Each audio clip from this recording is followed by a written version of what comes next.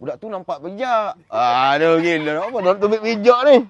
Ayah suka Hasimin tu budak baik. Oh. Tak banyak perangai. Tak Okey, banyak okey. cakap.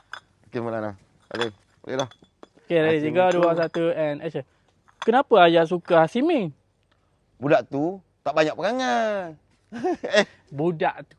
Hasimin tu baik. Oh. Budak baik. Okey. Hasimi tu budak baik dah. Okay, ready. 3, 2, 1 action. Kenapa ayah suka Hasimin? Hasimi tu budak baik. Tak banyak perangai. Tak banyak cakap. Mula. Tak banyak perangai, tak banyak cakap.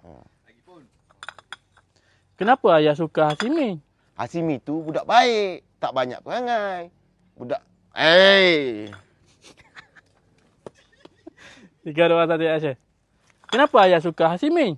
Hasimi tu budak baik. Tak banyak perangai. Lagipun, dia tak banyak cakap.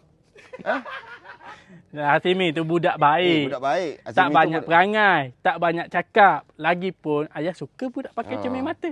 Nampak bijak. Hasimi tu budak baik. Terus? Tak banyak perangai. Hasimi tu budak baik, tak banyak perangai, tak banyak cakap.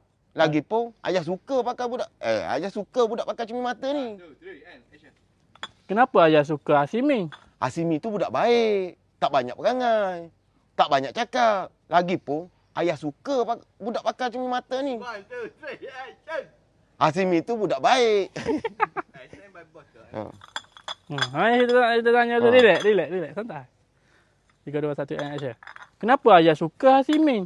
Hasimi tu budak baik, tak banyak perangai, tak banyak cakap. Lagipun ayah suka budak pakai cermin mata ni. Nampak bijak.